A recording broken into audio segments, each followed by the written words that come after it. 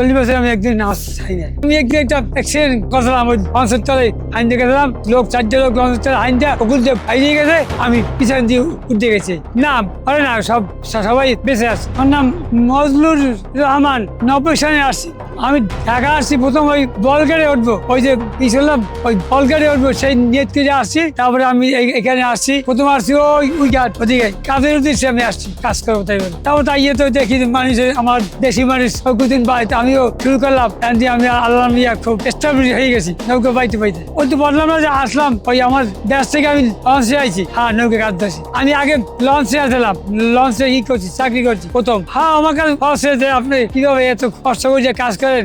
আমার ছেলে বান তো হাইকে তো নাই, আমার 4টে মেয়ে তো বিয়ে দিয়ে দিয়েছি। আর আমরা 2 জন আসি আসি ভাই, 3 দিনে আসি, অভাবের মধ্যে আসি ভাই। না তো অন্য জায়গায় করুন ওকে নাই, এই তো বুড়িগঙ্গে আমার খুব ভালো লাগে। হ্যাঁ, না আগের মতো সেই আনন্দ নাই, সেই ফুর্তি নাই। এখন তো নানান ঝামেলার মধ্যে আসি, লঞ্চ নাই, কম চলে। এইভাবে আমরা যাচ্ছি কোনো কাছে, এইভাবে আমরা সংসার। ও বাবা, আগে অনেক টিপ পেতাম। আগে তো ছিল এই গাছ দিয়ে আমরা ওই দেশে সোজা যাইতাম, তো কোথায় দিয়ে যাইতাম ওই সাম্প্রদায়। কখন যা হইতো তখন তো ভাড়া আছে কম, 10 টাকা করে ভাড়া। 5+ স্টার রেটিং প্রাপ্ত দেশের সর্বোচ্চ বিদ্যুৎ সাশ্রয়ী ও eco friendly Walton AC. Walton air conditioner, smart comfort এখন নেক্সট লেভেলে।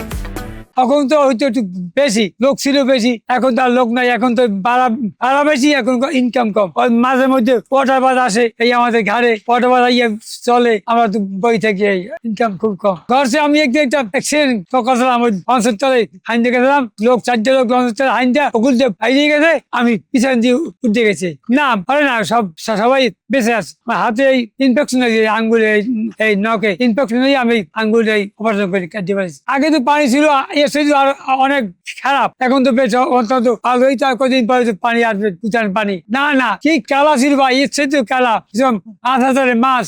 না শোন, আমি তো 90 চাইছি, আমি তো এইটা বলি। হ্যাঁ, এখন মোটামুটি যা ভালো চলে, সংসার চলে। আমার ওয়াইফ একা পুরি আছে, আমার আমার মেয়ের বাড়ি যায়, আসে যায়, বেড়ায়, বাড়িও থাকে। আমি থাকি নৌকায় এই ওইটা এমএলএ ঢুকেই দিয়া এই লগে মশল লইয়া উপর দিয়ে কাগজ দিয়ে আমি শুই থাকি। যাওয়ার পরে সব চাই করি। আমি 5 ওয়াক্ত নামাজ পড়ি ইনশাল্লাহ। আমি এই 4 ওয়াক্ত নামাজ পড়তেই নাই। আমি আমার ভাই 40 বছর হয়েছে, ওই যে আমার নামাজ জানার কাজ আগে আমার এই আঙ্গুল কাটার পর আমার 8 দিন আমি নামাজ পড়তেই নাই। আর তারপরে আমি আবার ওই যে নামাজটা আবার আধা নামাজ নিছি পড়ে। আমি 40 বছর আমি একদিন নামাজ চাই না।